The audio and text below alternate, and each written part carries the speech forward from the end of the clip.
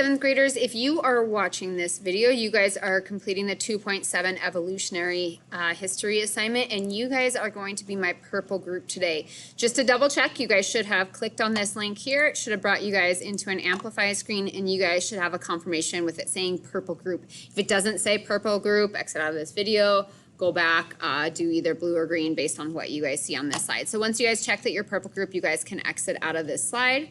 Okay, and then make sure that you guys have circled purple group for your guys' assignment today on slide 2. So if you are purple group, you guys will be completing slide 18 through 33. So we're going to go ahead, buzz down to slide 18 where we're going to find our bell ringer.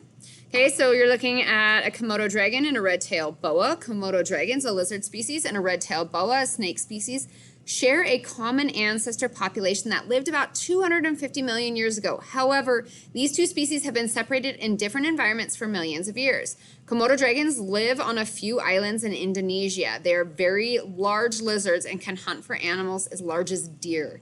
They even hunt other Komodo dragons. They hunt their prey by running after them and biting them. They're crazy little runners. Red-tailed boas, however, live in South and Central America. These snakes hunt small animals by wrapping around and crushing their prey. They then swallow their food whole, which is probably similar to some of you 7th graders. Wink. Okay. All right. So for your guys' bell ringer, you guys are going to compare the differences in their structures. So here's the difference with Komodo dragons versus a red-tailed boa. So why do Komodo dragons and red-tailed boas have so many differences even though they share a common ancestor? So remember, their common ancestor lived about 250 million years ago. Okay, so once you guys are done, take a second, pause this video, finish up your bell ringer, and come on back when you are done, and we will do Activity 2 Sim. Okay, moving on to your Activity 2 Sim. Oops, I just kind of rearranged a little bit.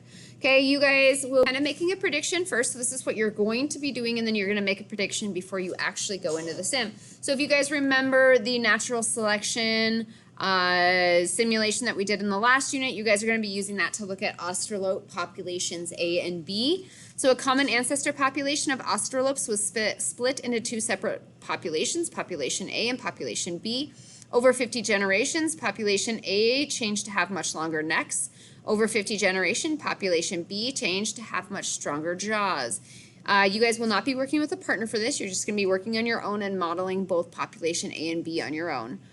You will model each of these populations in the natural selection sim to try to discover what environmental change could have caused the population to change the way they did. So you guys are going to be manipulating the environment to see if you guys can get population to A to have much longer necks and population B to have much stronger jaws. So some reminders for you guys. Australopes with longer necks can reach and eat taller thorn palms, hint, hint. And australopes with stronger jaws can eat thorn palms with larger thorns. Again, hint, hint. Okay, so make a prediction first. What environmental change could have caused population A to evolve longer necks? So why do we have longer necks in this population? What change to their environment might you guys have seen? And then what environmental change could have caused population B to evolve stronger jaws? So again, look back on those reminders if you guys kind of forgot on slide 20. Okay, moving on, you guys will open the link on slide 22 here. As you guys remember, it looks like this. Okay, and then you guys are going to go to Exploring Species Change mode. So up in the upper left-hand corner, find your 3 bars and go from Exploring Species Change. Make sure that is the mode you guys have loaded here.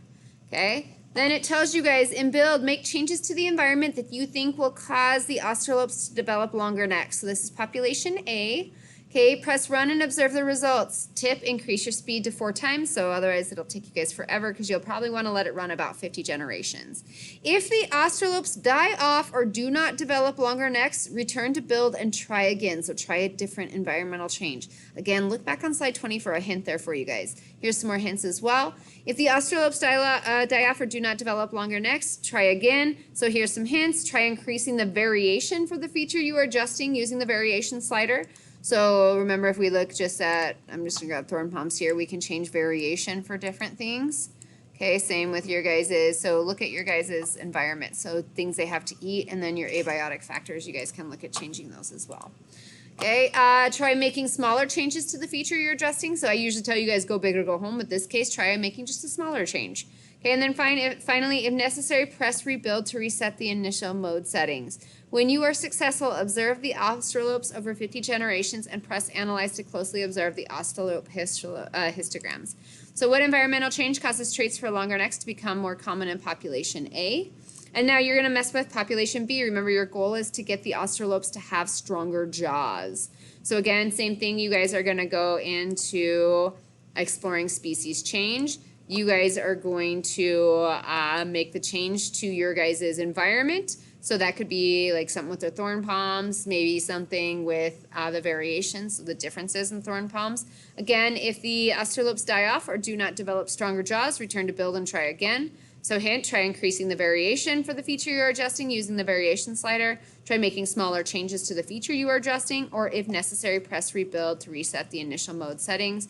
Again, once you guys see the jaws start getting stronger, observe it for 50 generations and press analyze to observe the australope histogram. So answer this question. What environmental change causes traits for stronger jaws to become more common in population B? So take a second, pause this video here, and then make sure you guys complete that question on slide 25 as well as this one. The two descendant species share many similarities, such as the same color and amount of fur. Why do you think this is? Use the term common ancestor in your answer. Okay, so again, complete through slide 26. Sorry, one more slide. 27, recall the Komodo dragon, the red-tailed boa from your warm-up. Compared to how different these species are, the two descendant species of australopes you modeled in the sim may seem quite similar. Why do you think this is? Why do you think the Komodo dragon and the red-tailed boa are so much more different from each other compared to how different the two australope populations are? So again, sorry, pause it, complete through to slide 27 for activity 2. When you're done, we'll come back and explain the last part, which is the activity 3 sim and the exit ticket. Okay, so moving on to the activity 3 sim. For this one, you guys are going to be in the environmental history sim from this unit. So for this one, you're going to want to be in mammals mode. So when you guys open it up, it should already shoot you guys right into mammals. Okay, for this one, you guys are going to press the tree button and navigate to the artiodactyl side. So we're going to go to the tree view here, and we're going to choose artiodactyls right here, and it's going to zoom us into the artiodactyls right here. Okay, and then you guys are going to find these 4 fossils based to fill in these 4 little gaps right here. So you guys have 4 fossils here. You guys are going to look at those 4 fossils listed: the Anthrocotherium, the Daedon, the Alamerix, and the Titanotalopolis. Those are all really fun ones to say. So you guys will go ahead and say, all right, here's my first one here. I can study it. It was a group of animals that lived about 40 million years in North America, Europe, Egypt, and India. These extinct mammals were about the size of a hippo. One of animals alive today, hippos are the most closely related. So obviously you guys are going to place those to hippos. You guys can also look at the structures and the appearance. So you guys will place those 4 fossils accordingly in these spots here. So if I'm going to say this is more closely related to hippos, I'm going to probably drag that guy here. Okay? Do the same thing for these 3 fossils, and then you guys are going to answer these questions. Which 2 fossil species did you choose to examine? So you're going to open up 2 of these and study them. Okay, you guys can choose whatever 2 you'd like. So circle the 2 you guys chose, and then describe some differences in the shared structures of these 2 fossil species. So tell me what's different about them. Okay, and then finally, since these 2 species share a common ancestor population, what do you think could have caused these differences between them? It might help to think about the environment in which each species is adapted to. You can find this information about this in the study window, text summaries for each species. So explain what you guys think could have caused these differences in the common ancestor to form these 2 different species. Okay, once you guys are done with that, you're going to move on to your exit ticket. Summarize one main idea from your work today. Think back on the 3 activities you completed today: the reptile warm-up, the natural selection sim investigation, the evolutionary history sim investigation, and then think about your main idea out of all 3 of those activities today. Okay, here's a little word bank that gives you guys some vocab. So using some of those words to kind of help you out, discuss the main idea from today's assignment. So again, think about all the parts we did from the red-tailed boa and the Komodo dragon down through the evolutionary history sim where you place the fossil. What is the main idea from today's lesson? Okay, once you guys are done with that, you guys can go ahead, double check it's all done, and hand it in. You guys don't obviously have to do the blue section or the green section. I hope you guys are having a great day. Talk to you soon. Bye.